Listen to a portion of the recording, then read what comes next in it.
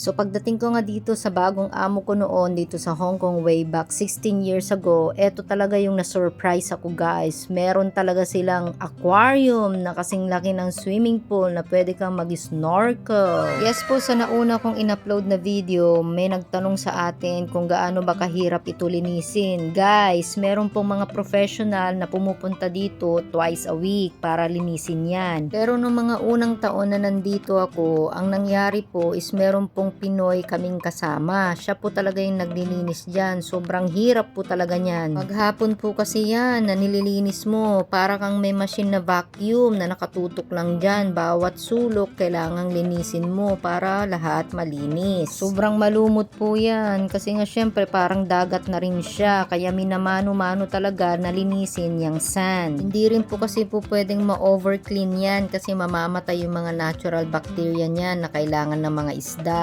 Every week din po kami nagpapalit ng mga filter niyan. Meron siyang parang foam na dinadaanan ng tubig, pabalik-balik lang. Mahirap po talaga mag-alaga ng mga sea life, no? Akala nyo lang guys, eto ang dami kong naging stress noong nag-aalaga ako nitong aquarium na to, as in. Araw-araw kasi ang dami mong kailangang i-check, yung sea salt level niya, yung kanyang temperature, tapos kapag ang dami pang namatay na isda, magtataka ka na lang talaga kasi something is very wrong. Naka-aircon rin po yan pag summer. Tapos naka-heater din naman siya pag winter. O say, ang sosyal nila, no?